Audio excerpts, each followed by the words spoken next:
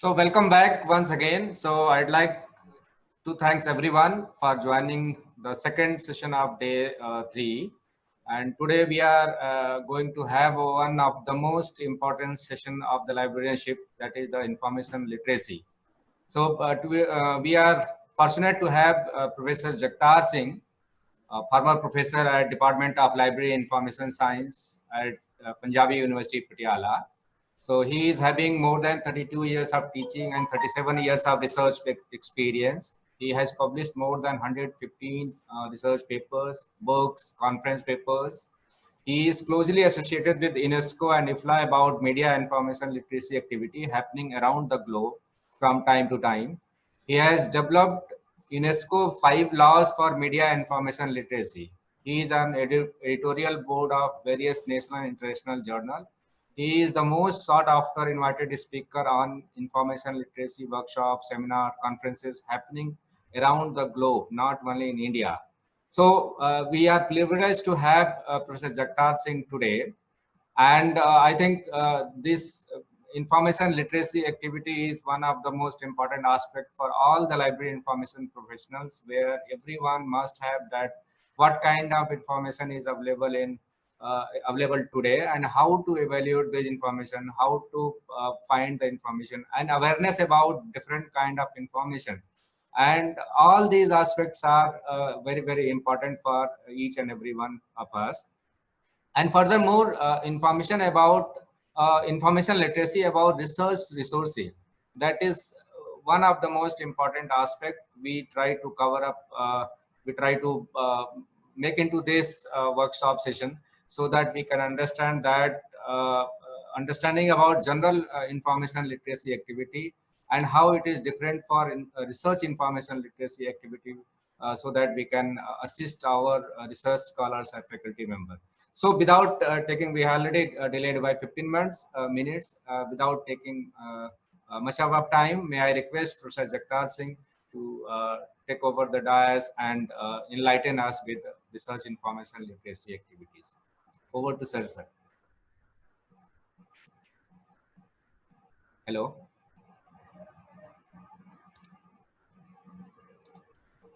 Dr. Sriram? Yes, sir. Kindly allow me screen sharing. Yeah, please, sir, go ahead. Okay.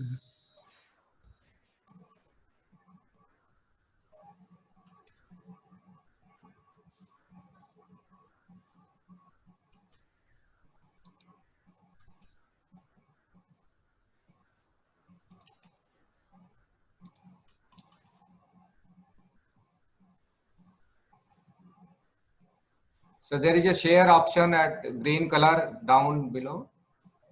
Yeah, I'm doing that. Yes.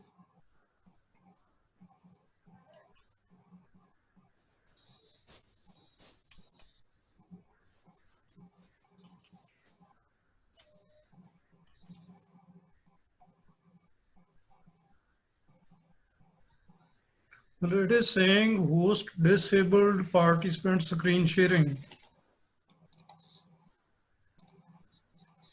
Sir, you are co-host. You can go ahead with that. You are the co-host. You can share it.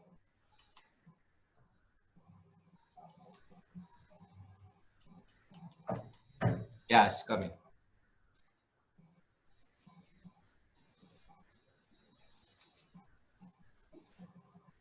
Are you able to read it? Yes, sir. So, first of all, good time to everybody. Neither it is morning, it is still morning. Good morning.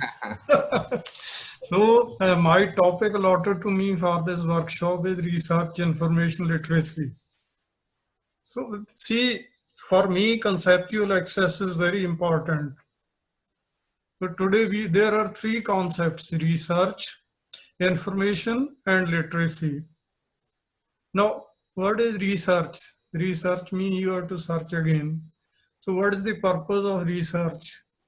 It is creation of new knowledge or modification of existing body of knowledge. So next, when we move further, we will differentiate between data, information, and knowledge.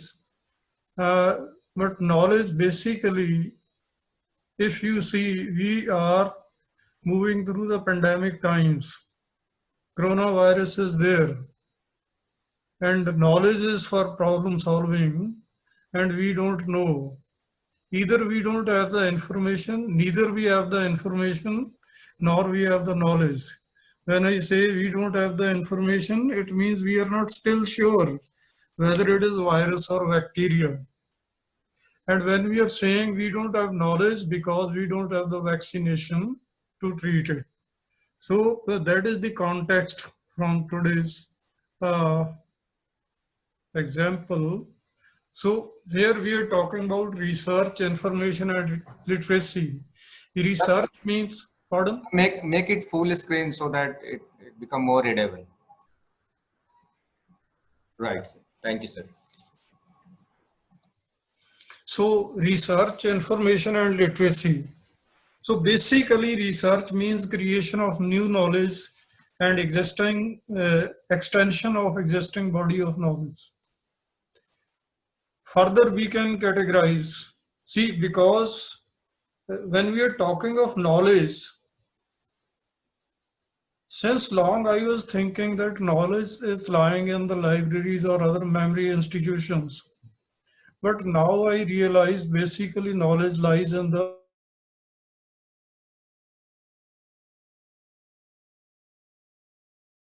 living organisms have the knowledge.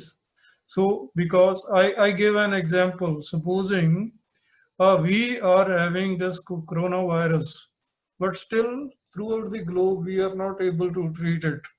We don't have the vaccination. It means we don't have the knowledge.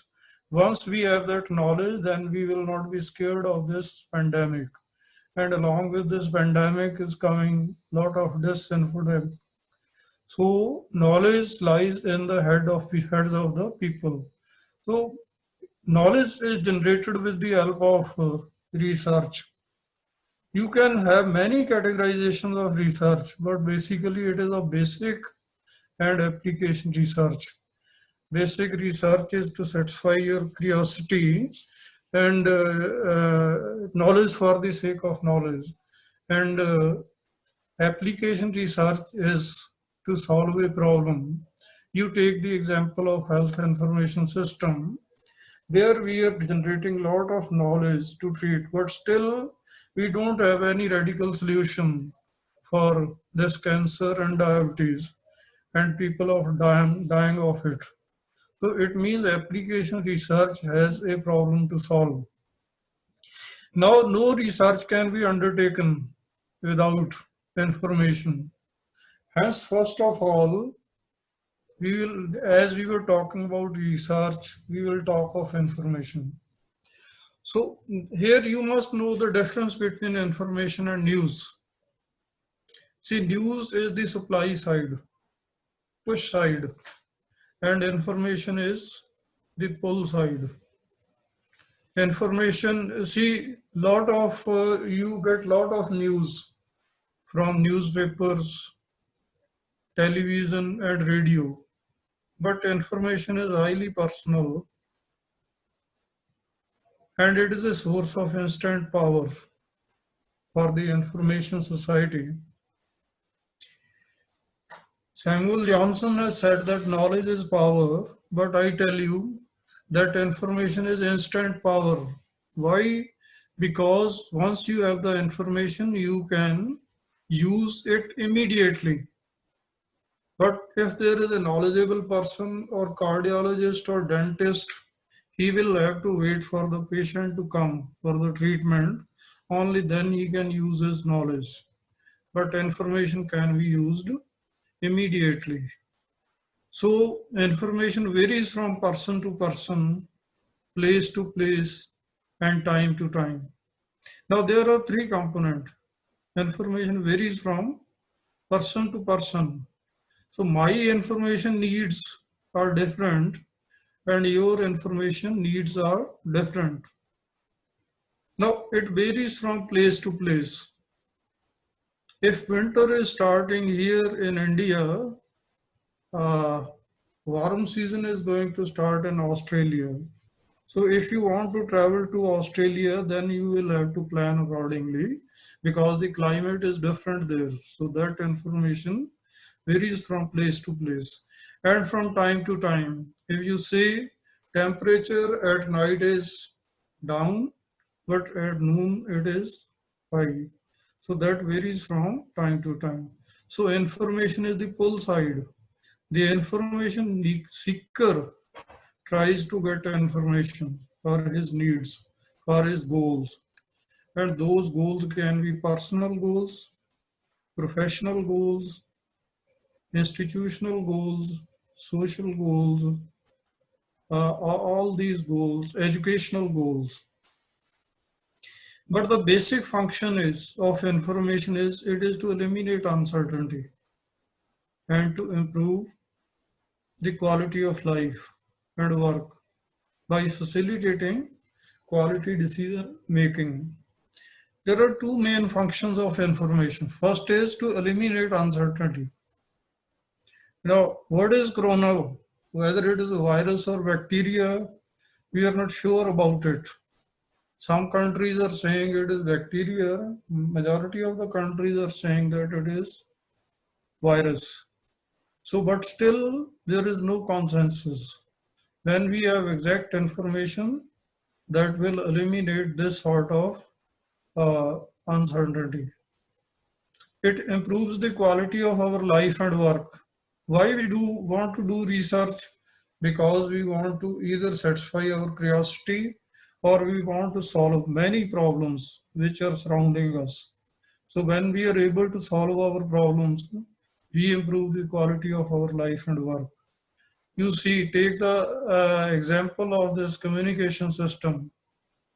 Way back there was oral communication only. If we go back, there were only palm leaves and other clay tablets. Then there was landline phone. Then mobile phone is there, and you are connected everywhere.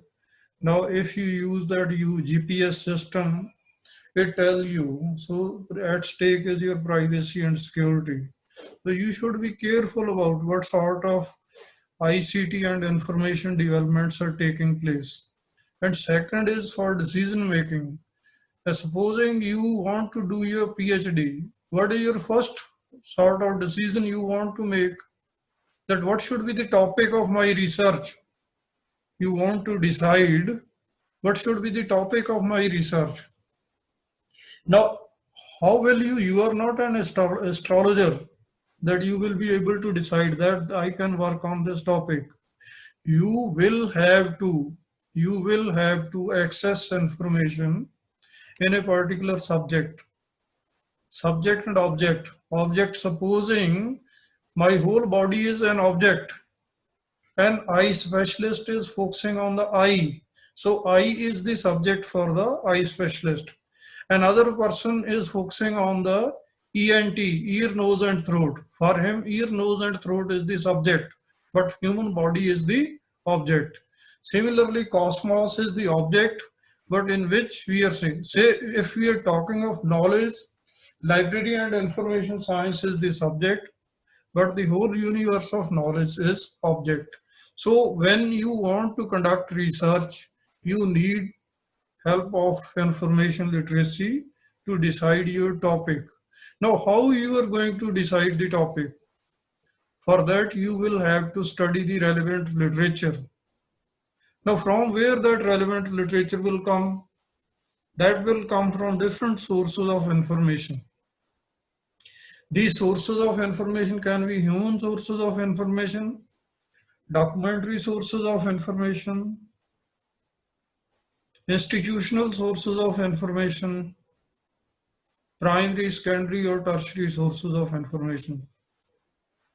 Primary, secondary, and tertiary sources of information categorization was true or valid in the case of print paradigm when we had printed publications, print on paper publications. But now in digital environment, everything is converged. If you see a digital paper, digital document, title is there, author is there, his affiliation is there, abstract is there, keywords are there, full text is there, links are there, these links are hyperlinks are internal and external, then bibliography is there, references are there. So well, you get everything in one. So, but even then, this convergence, if you we are talking of convergence, mobile phone is the biggest example of your convergence of ICT, information and communication technology. So information, when we are talking of information, first of all, we should be able to differentiate between news and information. News means anything new which is happening around you, and it is supply side. Radio, TV, and newspaper is supplying it. But information is the pull side. Information seeker is seeking the information. Supposing I am to deliver my lecture on research information literacy, then I am to collect that information on research, information, and literacy. See, research independently is one concept. Information independently is another concept. Literacy independently is one concept. So these three terms are one-to-one relationship. Research means different thing.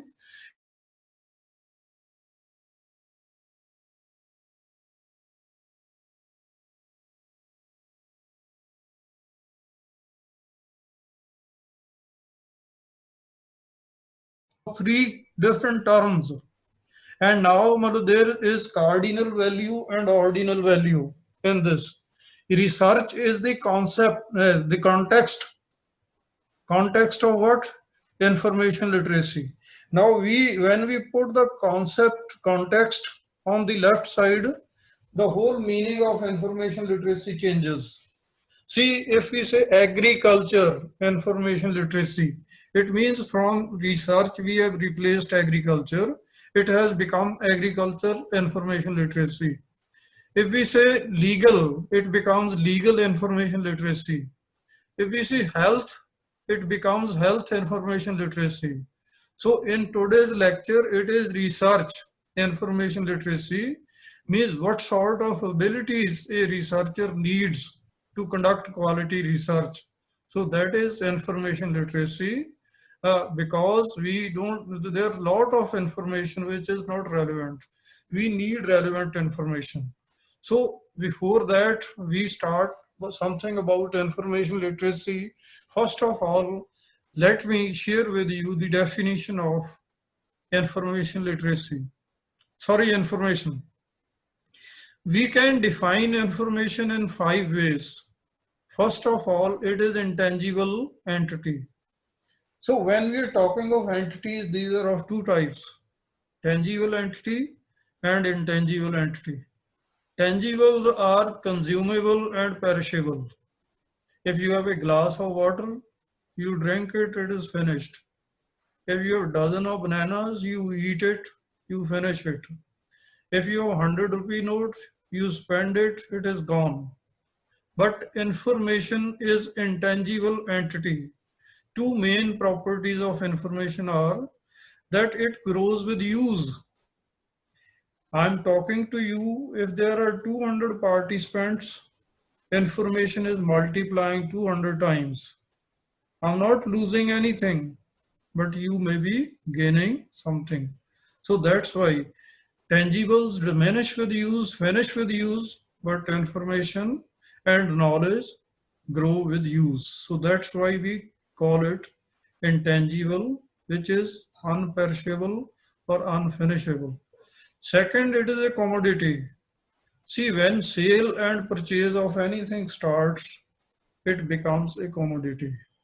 If you leave aside the libraries, go to the bookseller shop, railway station or bus stand, you are to pay for the information or a book or a magazine.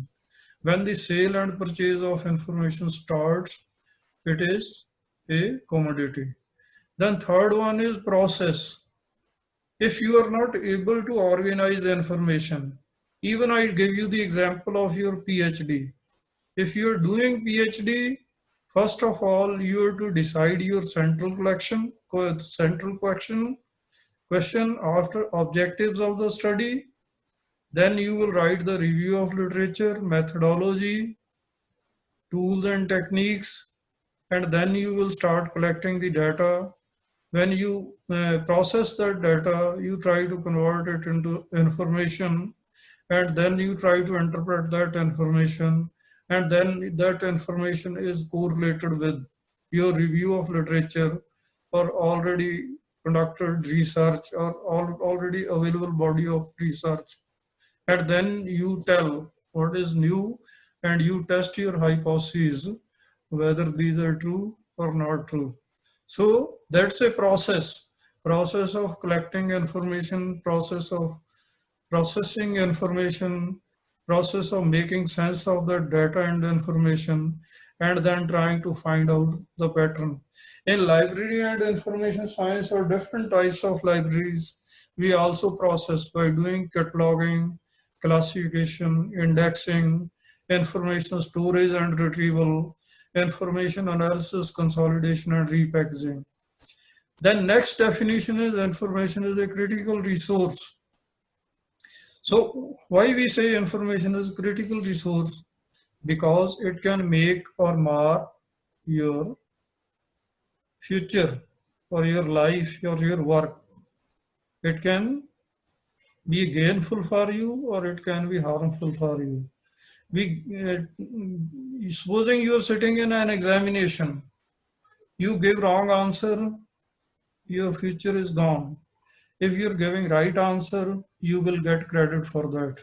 If there is a patient, he doesn't know that he is suffering from diabetes and he is eating sweets, it means he is working against his health and one day he will suffer from kidney failure and ultimately die. Similarly, if a person doesn't know that he is suffering from cancer or coronavirus, then he is going to suffer. If he gets that timely information, then he can treat himself. And finally, information is a subset of knowledge. As I was saying in the beginning, that we have lots and lots of information in the libraries. My library has 7 lakhs of books. So that's not knowledge, that is recorded information. But when I make use of that recorded information, then it becomes my knowledge. Knowledge is in my mind.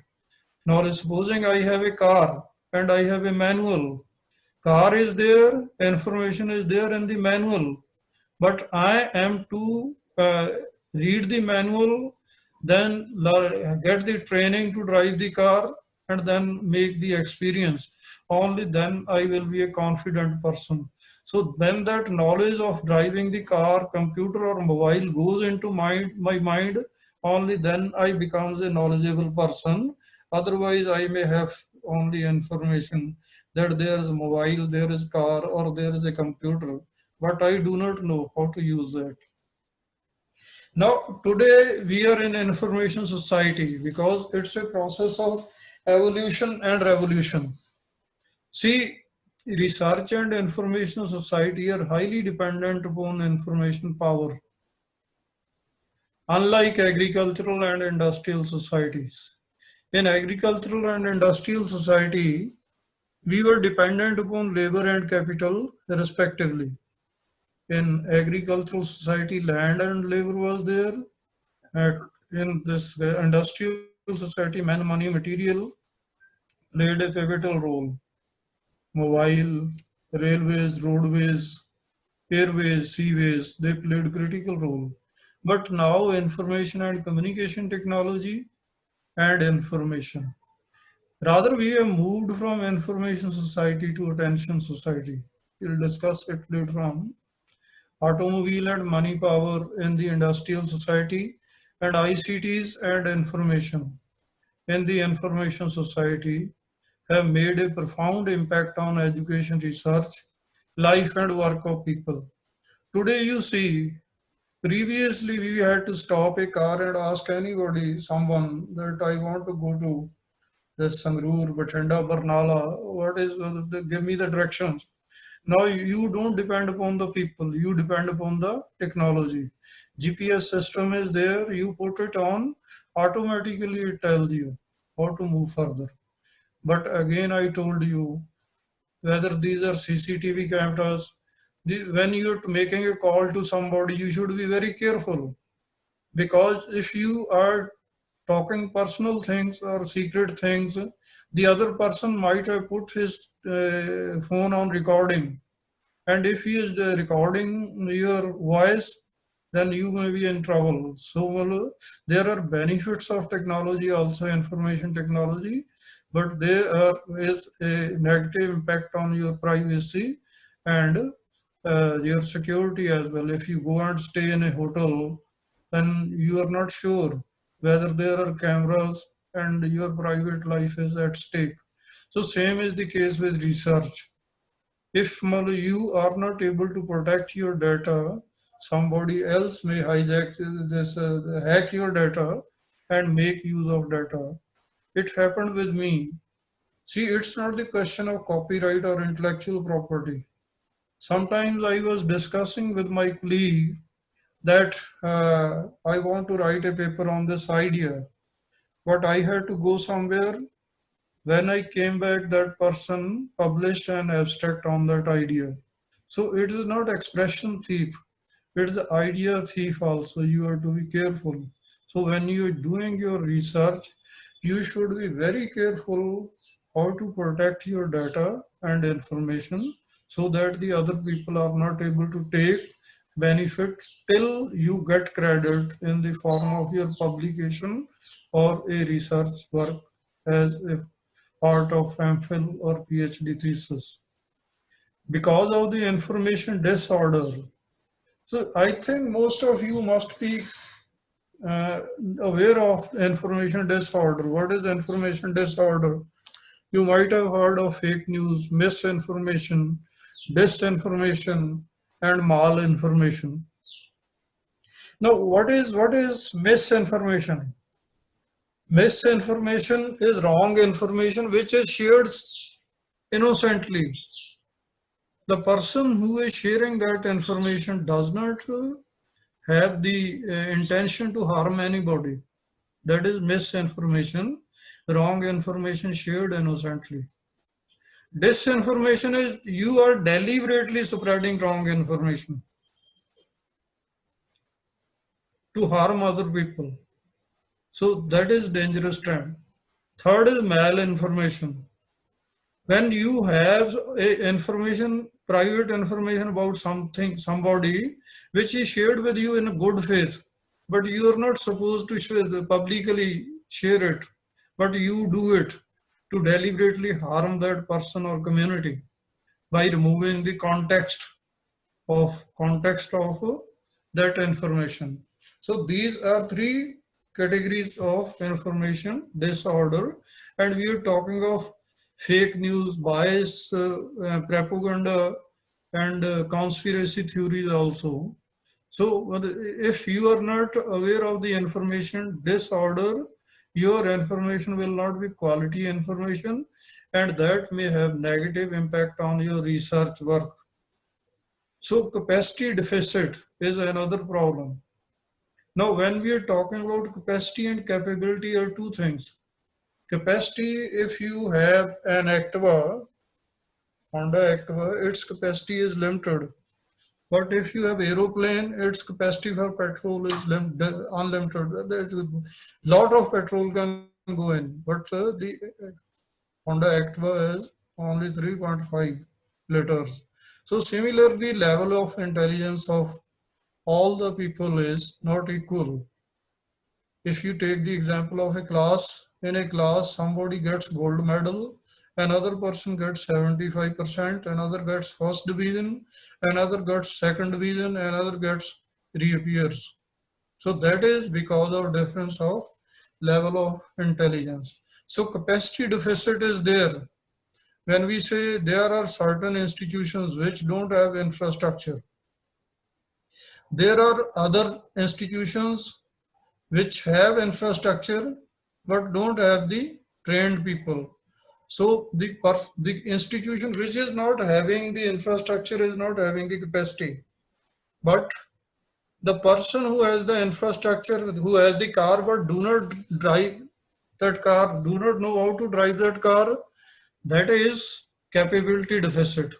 So capacity deficit and capability deficit. That's why it is happening. A person is having the car, but he is engaging the driver always. When he is engaging the driver, his privacy is not there. Driver knows everything wherever he is going. And digital divide.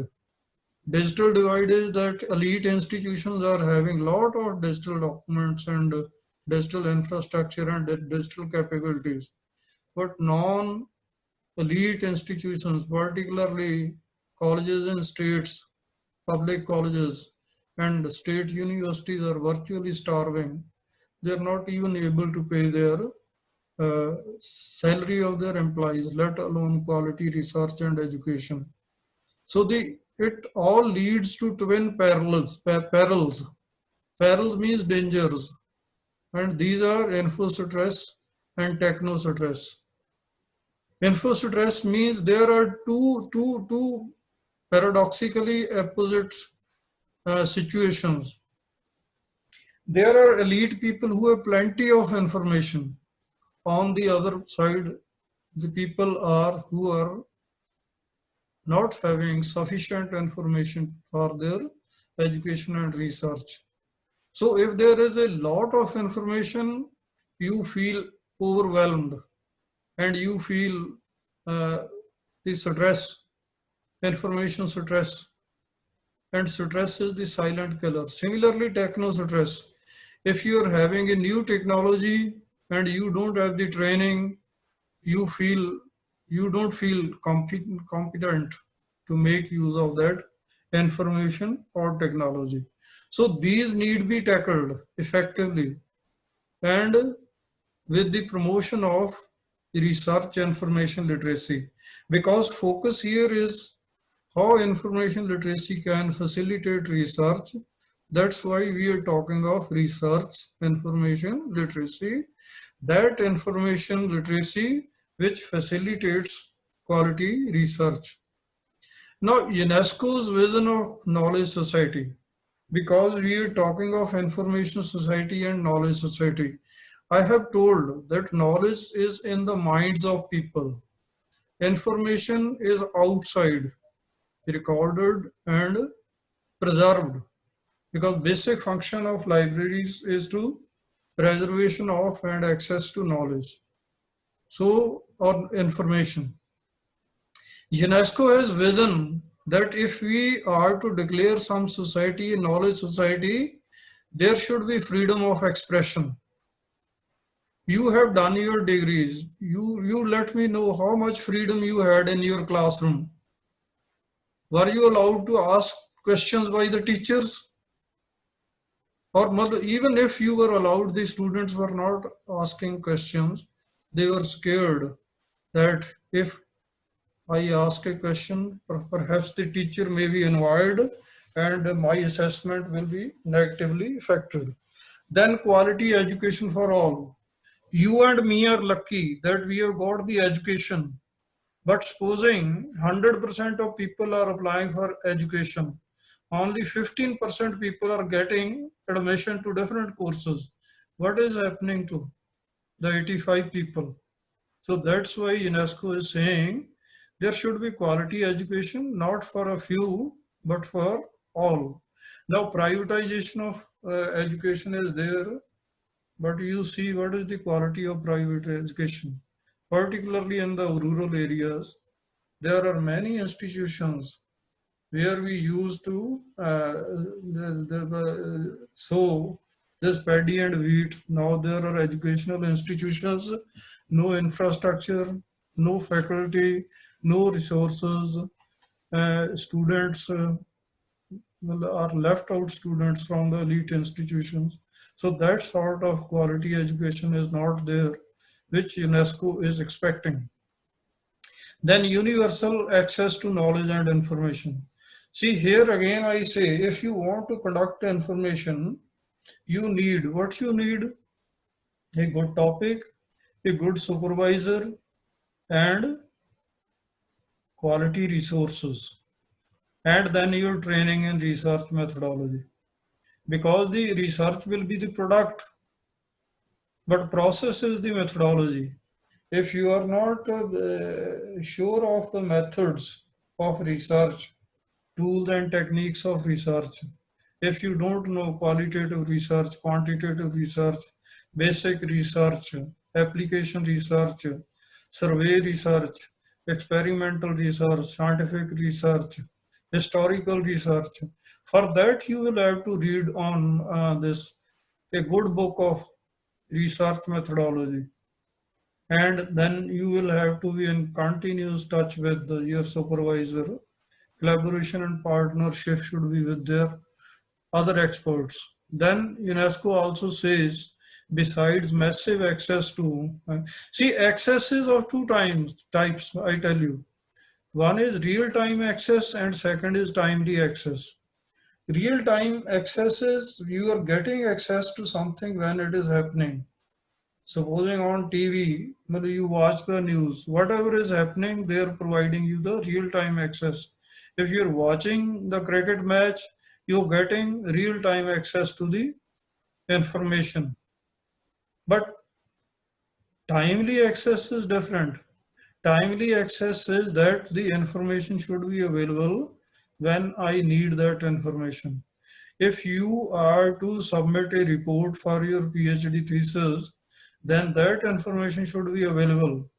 If you are not able to get that information to submit your report, then it is not timely access to information. The next vision of knowledge society is respect for cultural and linguistic diversity. See, India is a pluralistic country. There are many communities, many customs and traditions, foods, many religions, many creeds, so many communities, many castes. If we want to have unity and integrity of this country, then there should be respect for cultural and language diversity. If we don't do that, then there will be conflict, and conflict will impair our development and peaceful coexistence. So education for all and information for all are two flagship programs of UNESCO. Information for all program focuses on its integral part of information literacy, and that will be helpful for your research. It is focusing on 6 areas. First is information for development. Now, what is difference between growth and development? Growth is physical. Development is qualitative change. So when we are talking of sustainable development, there are 17 sustainable development goals, or it is called Agenda 2030. So sustainable development is when we are not compromising the present needs for the future resources. So that is information for development. Development means qualitative change. Information literacy. In the next slide, we will discuss in detail. Information, I have already explained. Literacy is reading, writing, viewing, listening, observation. Everything comes under literacy. There is difference between literacy and education. Literacy is of basic level, as traditional literacy means reading, writing, and arithmetic. Similarly, information literacy is the ability. What is that ability? We will discuss in the next slide. Information ethics. Ethics is the base.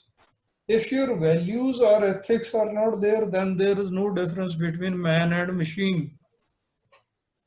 So ethics for doctors are there, ethics for teachers are there, ethics for librarians are there. This is a code of conduct. Then information preservation. This is the main role of libraries, because the basic function of libraries is to preserve information and provide access to timely access to information.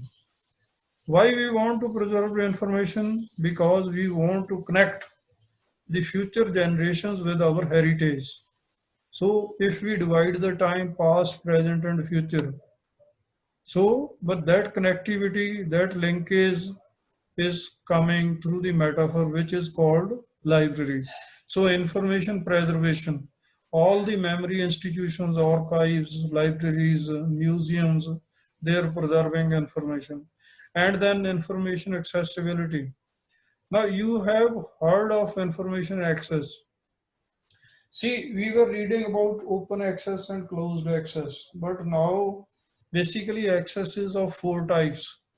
First is bibliographical access.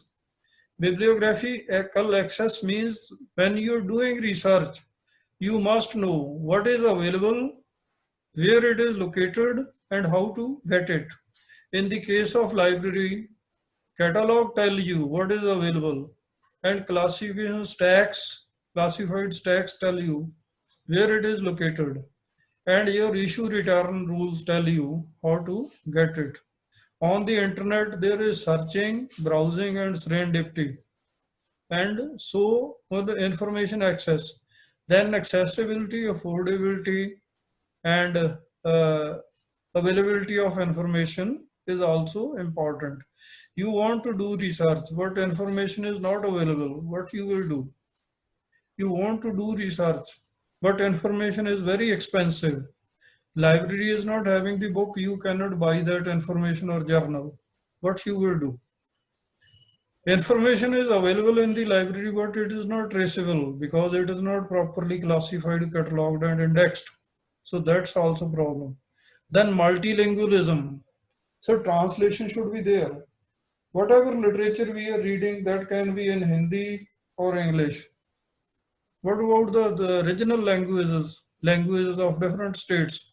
Punjabi, Odiyan, Tamil, Telugu. The lot of literature is there in that language, but we are not able to make use of that literature. Why? Because we are not having that strong translation mechanism. Now, with the help of technology, we are trying to translation, but you cannot depend upon that. These translation mechanisms should be done by authoritative institutions. Now, we are talking about research information literacy. So here I want to tell you something about UNESCO's Information for All program. Now, Information for All program is dedicated for promoting universal access to information. Universal access to information and knowledge for development means nobody is left behind. Just as everybody should get a chance for education, similarly everybody should have access to information. You know, we have Right to Information Act. Previously we were not able to get that information. Now you have to deposit 10 rupees and you have your right to get that information if your life and work is effective. And information literacy is the thrust area for Information for All program. Now, what is the focus of information literacy? First is raising awareness and understanding. About what? What type of literacy we are promoting, whether it is agricultural information literacy, research information literacy, legal information literacy, financial information literacy, health information literacy. So on the left side of information literacy is the context. So we want to raise awareness. In India, you might have heard of initiation, orientation, bibliographic instruction, library instruction, or user education. But you might have little understanding of this information literacy. So first important thing is to raise awareness and understanding of information literacy. Then developing skills and capabilities. See, who is a competent person? A competent person is a person who has thorough knowledge of his subject. I've told you, under the subject, you have to see in the context of the object. This workshop is being conducted with an objective in view. But today lectures subject is different. It is research information literacy. So previous lectures subject was different. Searching and browsing like something that I could gather. So a competent person should have a sound knowledge, pertinent skills, and this positive attitude, proactive attitude. See, attitude makes the whole difference. If your attitude is not proactive and positive, then you will be lazy. Attitude can be of any type. It can be conservative attitude. It can be reactive attitude. It can be active attitude. It can be proactive attitude. It can be creative attitude. It can be neutral attitude. So it depends upon your personality. So instead of knowing other people, first of all, you should try to know yourself. What is your competence? What is your capacity? What is your capability? So third is assessing and documenting global capabilities for information literacy. Here, as you are talking of institutional repositories, knowledge repositories, portals, similarly, UNESCO is saying that if you want to promote research, we should have to assess and document or make clearing houses. So you see, we have the OCLC is biggest bibliographic utility. The NIFLA is doing a lot of work. UNESCO is doing it. And then we have National Digital Library of India. So this is all documentation. In the UGC has EPG Pathshala. So that sort of, if you go to eShodh Ganga, you can have access to all types of research that has been done in universities and uploaded in the eShodh Ganga. So that is third point is assessing and documenting global capabilities for information literacy. Now in information society, we are having a set of intangibles. Tangibles and intangibles we have discussed earlier also.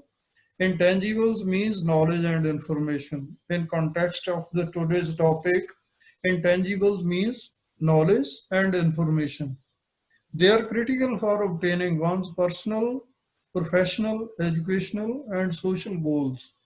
So, in your home or at work, you have these four types of goals. First of all, personal goals. Anything personal. Maybe somebody is having health problem. Somebody is having this mental problem. One person can go to doctor, another person can go to a psychologist or psychiatrist. But that psychiatrist or the doctor before treating you will need information. Even if the doctor is to conduct surgery, he needs information. He sends you to the laboratory to get tests done. Similarly, occupational or professional. I am a teacher, I need information. I am a researcher, I need information. Without information, neither I can do research nor I can supervise research. Similarly, a lawyer needs information. Similarly, a doctor needs information. Educational. If a student is doing a degree, he needs the information. He is to say, write exams, he is to write assignments, he is to give seminars, he is to write his thesis, MPhil dissertation, he needs the information. Similarly, social goals are there. Now you see, when we are talking of local things, we are talking of global things also, not technological. See, when we are talking of privacy, security, and this technological disruptions, these are global issues. Similarly, climate decline, that is a global issue. Coronavirus is a global issue. So these are social issues. If we want to treat, then collaboration and partnership is needed in sharing information and knowledge with each other. So information is fluid and transcendental today. Previously, information was not fluid. Print on paper was static. You could not change it. You could not do anything with it. But now information is fluid. When you're typing, You can cut and paste, you can copy paste, you can do anything. But previously information was not fluid, it was static. Now information is dynamic. So it means you can't say that today I have got all the information for my review of literature. By the time you are supposing you registered in say 2016, and in 2020, what objectives of study you decided in 2020, there were changes, and maybe your objectives may not be relevant because lot of information is coming. So you must continuously update your review of literature. Otherwise your review of literature and PhD will not be relevant. And relevance is the hallmark of our surviving and thriving in today's world. So there are many sites of information. Not only sources of information, there are sites of information also. Supposing you go to Jallianwala Bagh, or you see what happened there when the General Dwyer fired there. Still that well is there, and that minar is there where that signs of the bullets are there. You can actually see that. So these are sites of information. When you are crossing a road, you are getting information from a site, and that site is your left and right side. And after collecting that information, you process it and decide whether to cross a road or not to road.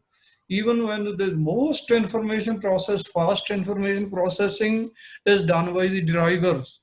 Supposing you are going at the speed of 120 and suddenly something you, automatically your common sense applies your brake, because you have processed the information that if you don't apply that information and apply that brake, then there will be accident and there may be fatal damage or death. So that information is not coming from library, TV or audio. That is coming from the site. Site is the road. So library is just one subsystem to facilitate your research with information in the digital era. The competition is fierce today and there is continuous need for reskilling. So when there was print on paper paradigm, we were not talking of computers, mobile phones, internet, Delnet, InflipNet. But now digital era is there, digital paradigm is there, and we will have to rescale ourselves. We must learn about different phases of information literacy. In next slide, I will discuss with you the 7 phases of information literacy, which are very useful for you to conduct research. Hence, there is an urgent need to promote information literacy. Why? To engage, enable, and empower the users for retrieving information, making sense of that information, and using that information for research. Now, what are the domains of knowledge, information, and wisdom? See, information facilitates decision making. You tell me, can you take any decision without information? If I am to finish my lecture at 1:10, continuously I am looking at the clock that I have to finish it at 1:10. So the clock is giving me the information. Then I modulate my decision to increase or decrease the speed of my lecture, to increase or decrease the number of examples I want to give to you people to explain the things, concepts. So information facilitates decision making. Information is to eliminate uncertainty and facilitate decision making. Knowledge is to help in problem solving. And I have given you the one problem which is still lingering. What is that? That is COVID-19 virus. We don't have the knowledge and we are not able to treat people. People are dying. Daily you are getting news that so much people are admitted with coronavirus. So many people are dead. Why they are dying? Because we do not know how to treat this virus. So knowledge helps in problem solving. And research creates that knowledge. I have told you basic research and application research. Application research is for problem solving. Wisdom What is the domain of wisdom? It directs our thoughts, actions, feelings, and decisions. See, I tell you, we have made atom bomb. That is based on our knowledge. But whether to use that knowledge for destruction or construction, that depends upon our wisdom. You see, if you are watching news, what is happening in Armenia and Azerbaijan? Their war is going on since last how many days, and how much destruction is taking place. Do we want to create knowledge for destruction or construction? Wisdom is always in favor of construction. Like a negative attitude is for destruction. Information facilitates wealth generation. These are the benefits: wealth generation, security, control, and recreation. Now you see Microsoft, Apple, Mac, and many companies, Infosys, Wipro, well, all these companies are dealing with information or information products, and they are making lot of money. Then security is there. If you know that how much money is in your bank, you feel secure. If you know that there is no money in your bank, you don't feel secure. Control. If you know that you are having diabetes, you will not eat sweet things, and you will be able to control the quality of your life. And recreation, now you see what is happening. Today we are not talking of education and information. We are talking of edutainment and infotainment. So, presenting education in entertaining manner, providing information in entertaining manner. Since information is a source of instant power, hence need for promoting information literacy across frontiers is a necessity, not a luxury. Without it, we cannot do. Without information literacy, we can't do research. Previously, also we were doing this research, but information literacy concept was not there. But even then, we were using information. Either we were doing desk research or we were getting information from the ground zero or field. So quality of research depends on researchers' information literacy competencies, evaluation skills, and critical thinking. So these two things are very important: evaluation skills and critical thinking. These are two learning outcomes of information literacy. Now, this is the definition of information literacy. What is information literacy? It is the ability to, what is the ability? Number one, to define one's information needs. First of all, the researcher must be able to define his or her information need. Then to locate that information. It means location means you must know what information is available, where it is located, and how to get it. Then to access it. See, if I told you four types of access: bibliographical access, physical access, language access, and conceptual access. Bibliographical access means what is available, where located, and how to get it. Physical access means that information should be in your hands, whether it is a printed document or digital information. Language access means you should know the language. If it is in French, German, Chinese, Spanish, you won't able to make use of it. For you, either it should be in Hindi or English, or it should be translated into your mother tongue. And final is conceptual access. You must understand the difference between different concepts. If you don't know the difference between data, information, knowledge, wisdom, common sense, it means you will be not communicating properly. If you want to communicate properly, then the meaning of that word term should be crystal clear.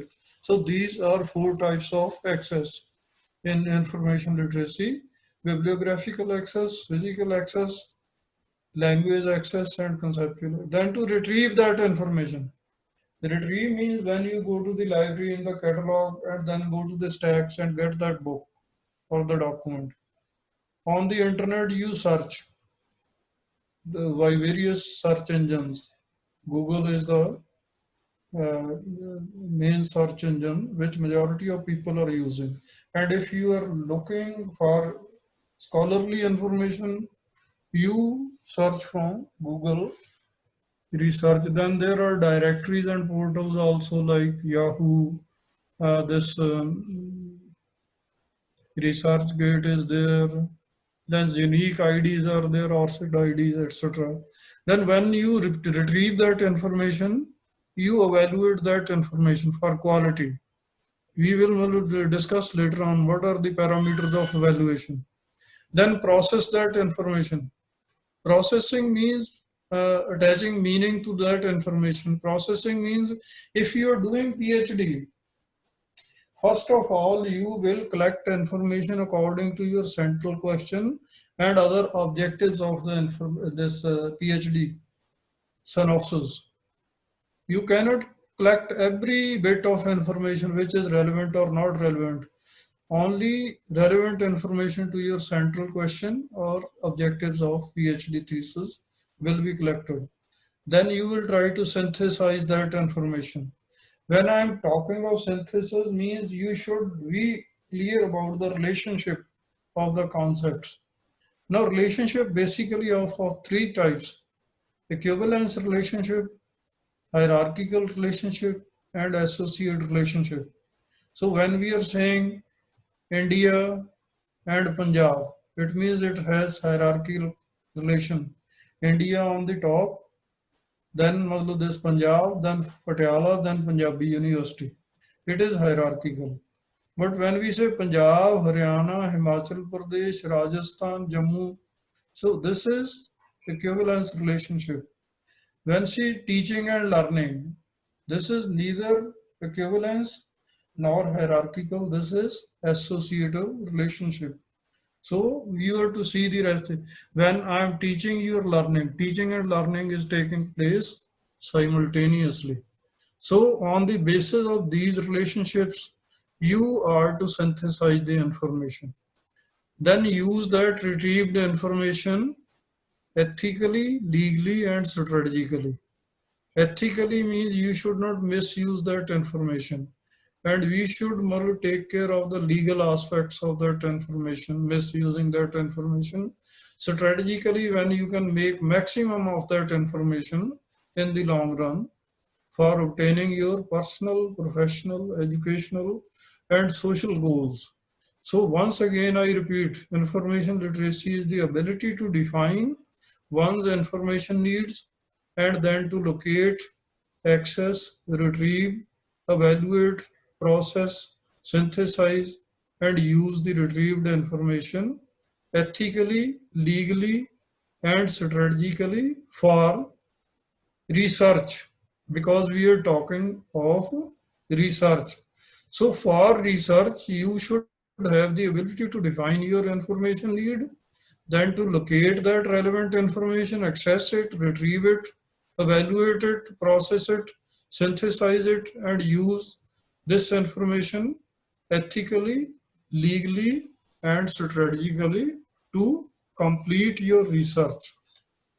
Next is information literacy must lead the stakeholders, means the people who need information, from learning to understanding and from understanding to practice. See, there should not be any gap between rhetoric and reality. See, this is the main drawback of our education system. In our education system, we are prescribing the syllabus and forcing the students to learn that, whether it is his choice or not. There are two things, core and choice. We are focusing on core, not on choice. We don't give to this. Even parents want that their children should become doctors, engineers, and other elite courses they should do. They don't give choice to the students.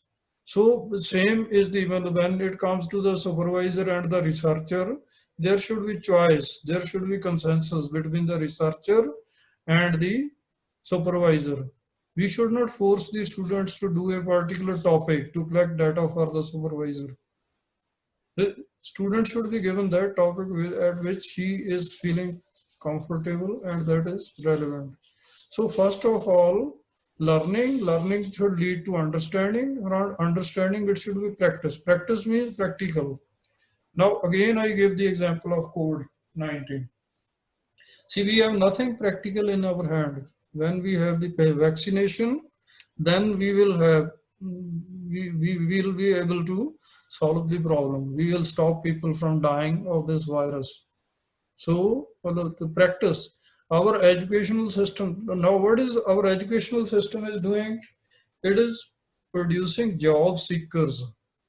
And what our education system should do, it should produce job creators so that many people are able to create new jobs and this job insecurity is gone. Otherwise, and there is no concept of manpower planning. We are training and training people and there are not sufficient jobs. And uh, that's why when we are talking of sustainable development, we need lot of research, application research, how to rescale, how to reorient your economy. And particularly in the era of COVID-19, in this pandemic, our economy is suffering a lot and it will take 2 3 years or maybe 5 years to come on the lines. Unfortunately, the concept and practice of information literacy or research information literacy has not gained ground at grassroots level in developing countries and institutions. In foreign countries, Western countries, Australia and Europe and America, information literacy or media and information literacy has got a lot of ground. But here it is not. In the developing countries and institutions, it's not very popular. Now, information literacy, but if we are to support research, these are different types of information literacy. Traditional literacy, everybody needs reading, writing, and arithmetic. Media literacy means when you are able to know the role and function of media and the conditions under which media is working. Now you know the media is not performing its job very well. Media is controlled by this governments, politicians, and corporate tycoons. So they are operating on revenue model or profit model, and they are not giving you the true person information. So that's why we are talking of alternative media. So similarly, in case of research information, if commercial, if you see any site with .com, they have the profit motive. And if you see .org or .edu, that means that is Creative Commons or you see public good information. So, and that .com information is sold, that information is sold for profit. And not many libraries and individuals can buy that information. So there is a philosophical shift from this Creative Commons and copyleft. Traditionally, we were talking of copyright. Copyright, we are taking care of the publishers and vendors. Copyleft means we are taking care of the information seekers, education students, and researchers. Computer literacy, you know, when you are able to make use of computer. ICT literacy means information and communication. When you are able to use your mobile phone, PDF file, HTML file, or all different digital tools and techniques related to the internet. Digital literacy, more and more documents are coming in digital form. And if you don't know how to use these digital resources and sources, then you will suffer. Your research will suffer. Network literacy. So internet is the biggest network. There's a perpetual symposium of minds is going on Sinai, and it is a vast storehouse of information.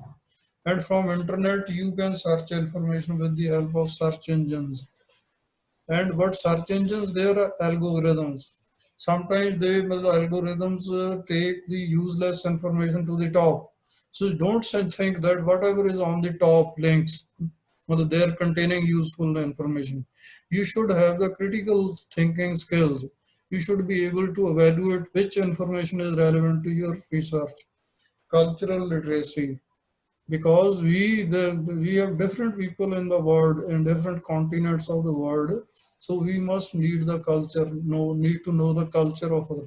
Similarly, socio cultural literacy, society is facing many problems.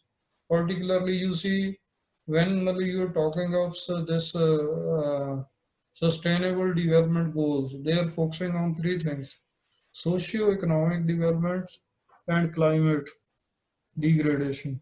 So social, we want to ensure sustainable development, and that will be possible when we have this no boundaries, no otherings, no discrimination, no discretion. Everybody is treated equal, equity is there, and job security is there. Then we will have socio-economic development. The problem of India or the world is unequal distribution of wealth. Otherwise, there is no paucity of resources. So that social and cultural literacy should be there. Now, what should be the learning outcomes of information literacy for your research? If you want to have quality research, then the gap between what is we know and what is available. See, this gap is increasing. On the internet and in the library, there is a lot of information, but we have 24 hours only. How much we can read, how much we can assimilate. So that gap is increasing day by day. So that gap is leading to assimilation deficit. So there can be lot of information which I am not knowing, but how much I can read, how much I can assimilate. That is why we are externalizing, putting our memory on the digital and print on paper documents. Information literacy aims in developing students and other stakeholders into independent learners and critical thinkers. See, previously, teacher thought that the students and researchers are empty vessels, and they were trying to put whatever they knew into the minds of the people, students, learners.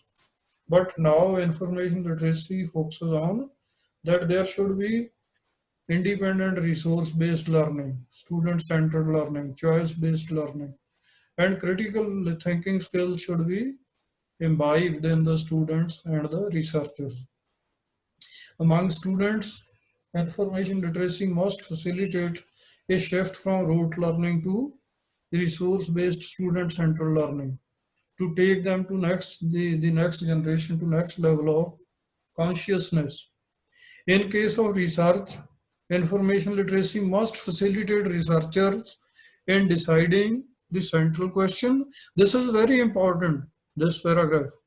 In case of research, information literacy must facilitate researchers in deciding the central question and the objectives of the PhD synopsis, writing review of literature, research proposal, data collection, processing, and data interpretation with the help of appropriate research methods, tools, and techniques.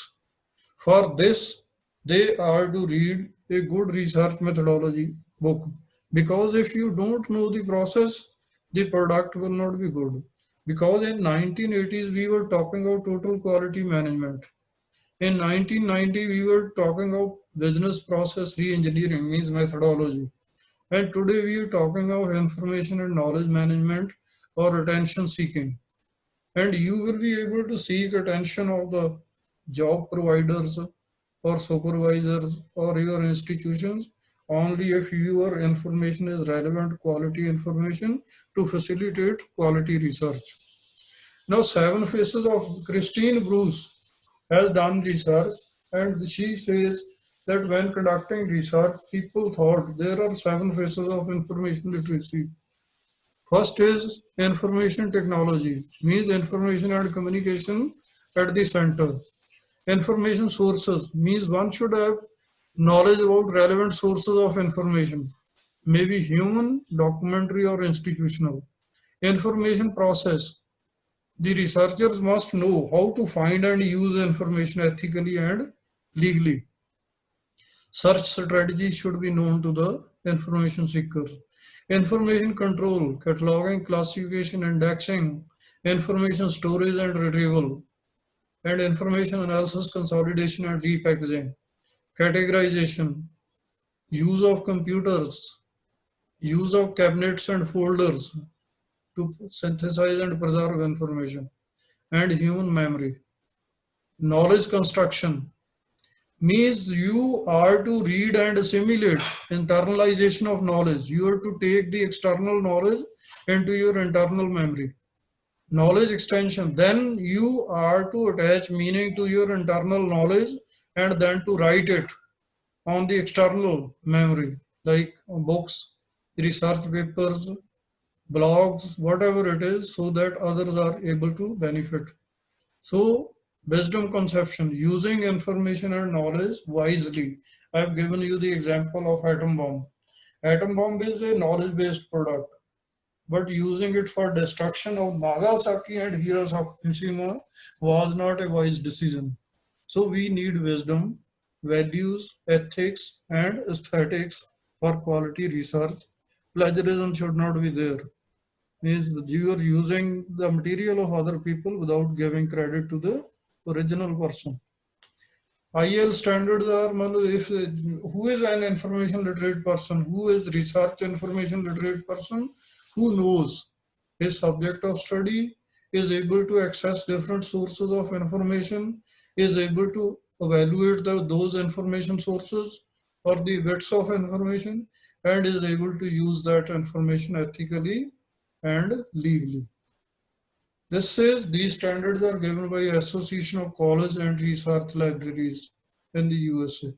There are a number of different criteria and models that you can use to evaluate information.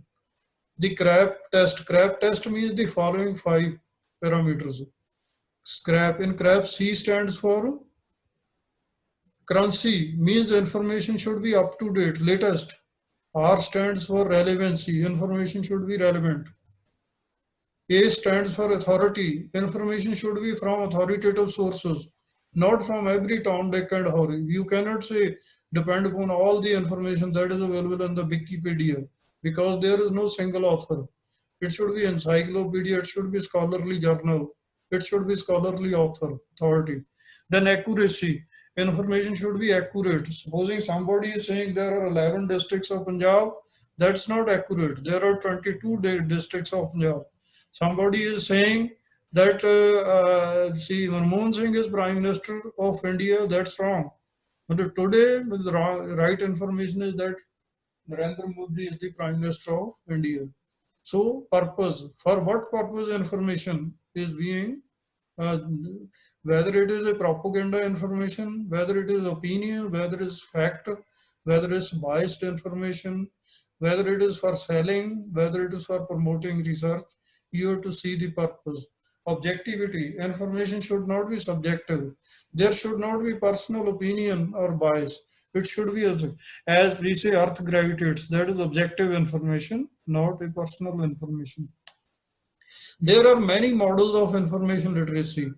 This empowering aid model was suggested by me. It was developed in Colombo in 2004.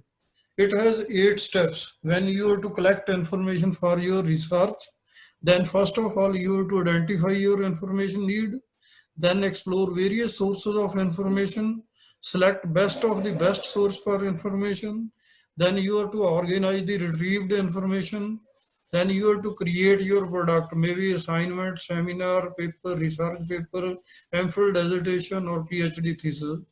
Present that thesis for evaluation or for paper for publishing, assess.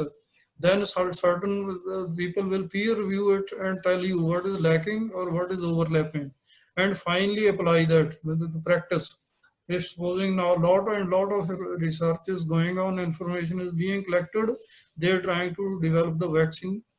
When that vaccination for COVID-19 is developed, then all the countries will apply that vaccine to stop killing of the people, stop death of the people.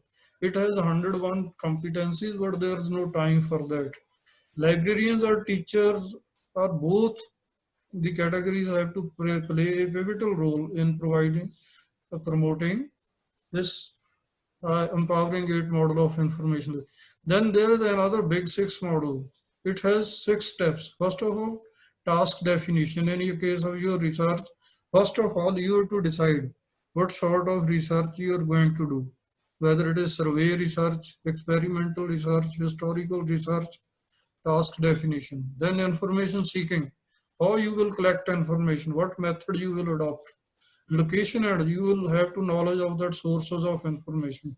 Then you have to use that information for your PhD thesis, organization, synthesis, and interpretation. Finally, you will submit your information or thesis for your PhD degree. And I have developed this e-artists model also in collaboration with Alton Grezel of UNESCO. Here E stands for explore. You have to explore what is your information need and where that information is.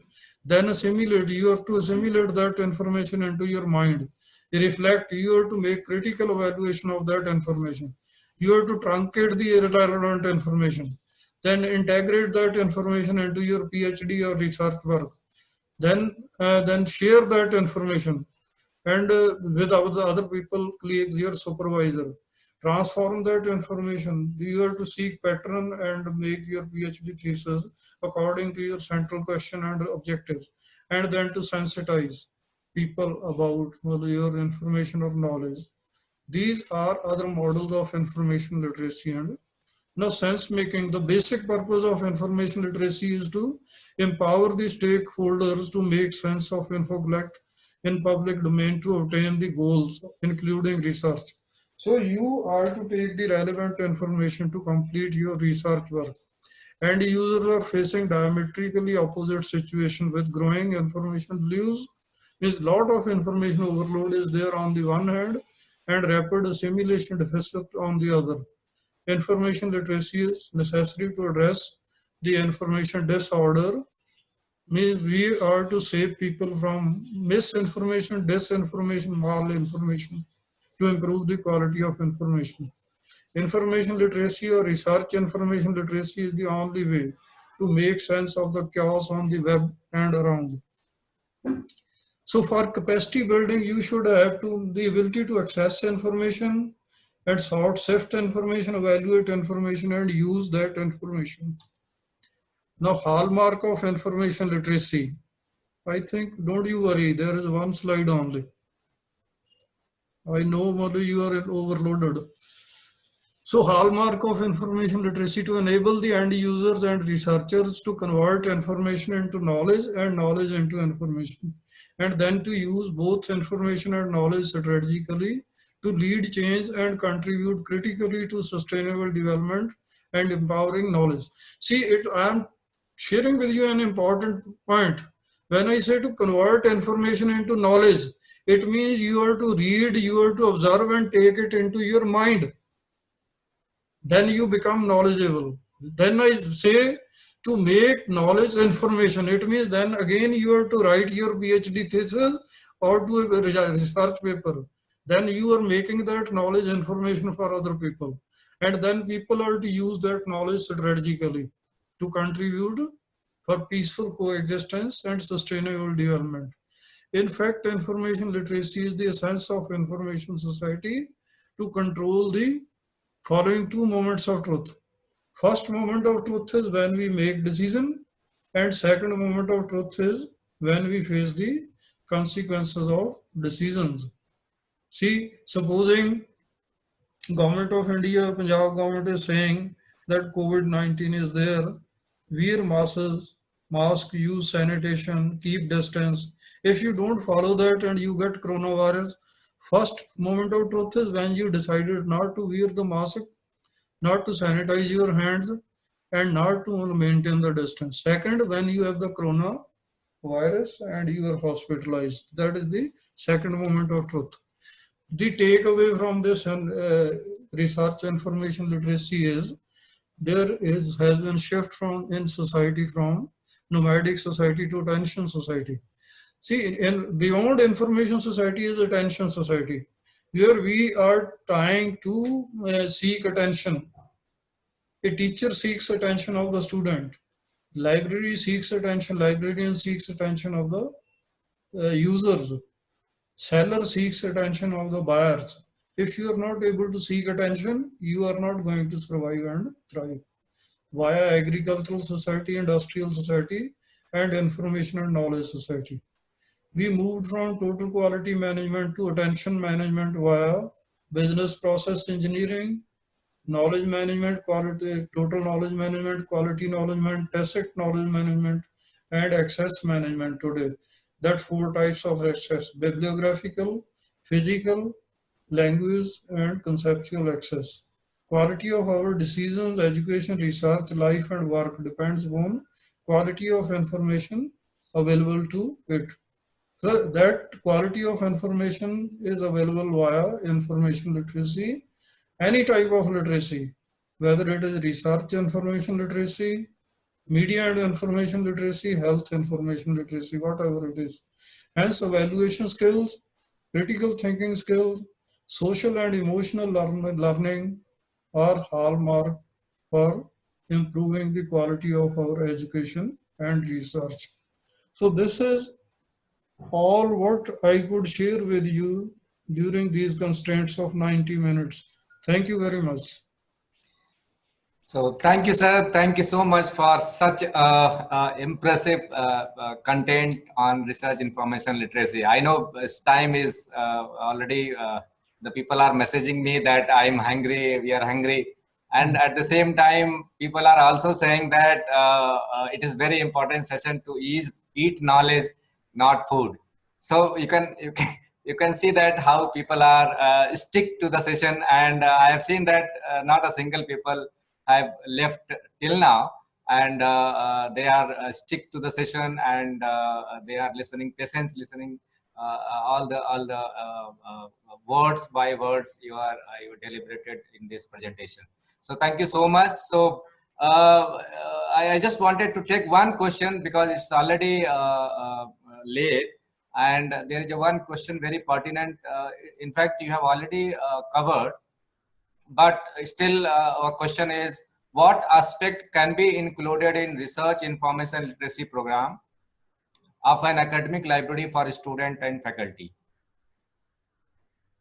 See, this basic task basically is of library and information professionals. They are to first of all, they are to support people. See, because research is based on various sources of information. These are, well, you see, documentary sources, human sources, and institutional sources. Librarians are to facilitate the researchers. They are to design a course where they are to train the people. This, in fact, information literacy instruction for the researchers should be there. That these are different sources, and you are to make use of, and then evaluation skills. They should train them in that. Critical thinking skills, they should train in that. But for that, if you go to EPG Pathshala, there is one full paper on media and information literacy. And see, perhaps Shriram, you may be knowing that in Punjab Agricultural University, there is a special component by the library that is technical writing.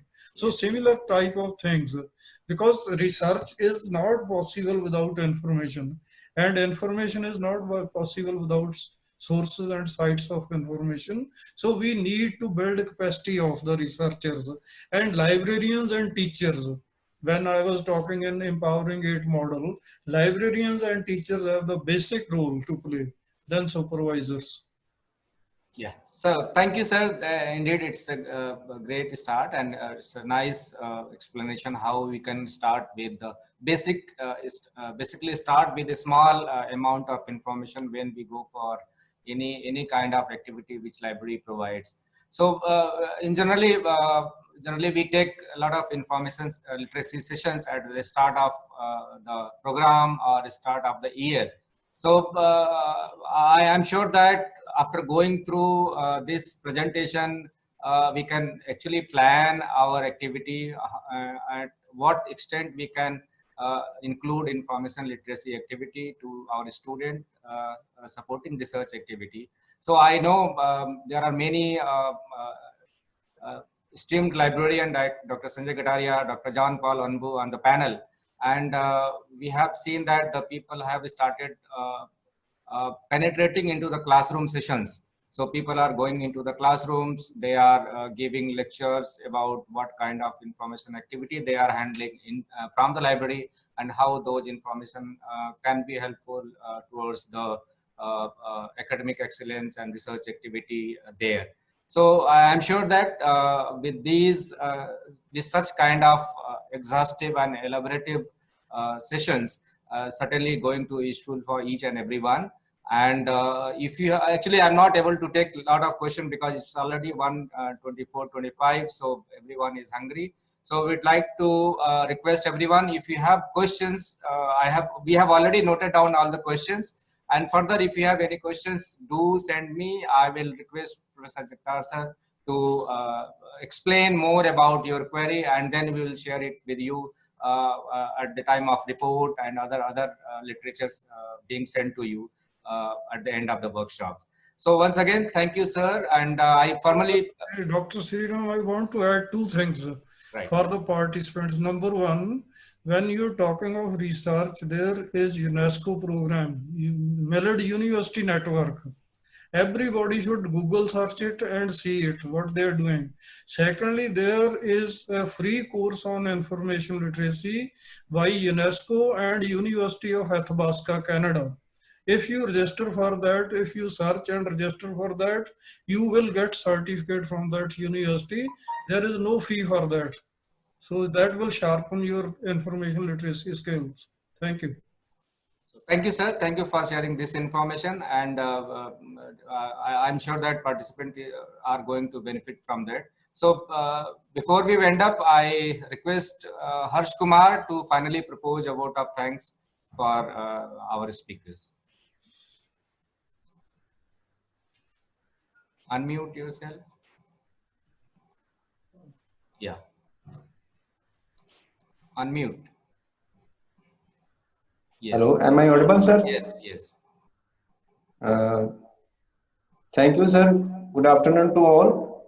On behalf of the program organizing committee and my own behalf, I would like to thank our guest speaker, Dr. Jagtar Singh, for his valuable time and gracing the occasion with an insightful thoughts on research information literacy. I would like to thank our moderator, Dr. Sriram, for his time and moderated the session tactfully and conducted the session smoothly. I would like to thank all the participants for patience hearing. Thank you all. Thanks once again. Over to you, sir. So thank you, sir. Thank you, everyone. Thank you, all the participants. So once again, I thanks Professor Jagtar Singh for his valuable time and delivering us a nice lecture on research support services, research information literacy in this research support services workshop. So thank you, sir. We are humbled, and I really appreciate your valuable time. Sriram, just a minute. Don't close it for a second. Right, sir. So I am simply copying the chat questions. Okay, sir. So that I am able to make analysis of these. Okay, sir. Just a minute. In fact, there is a lot of praise for you, sir, because of your because of the content you have delivered. Thank you. Now you can close it. Thank you.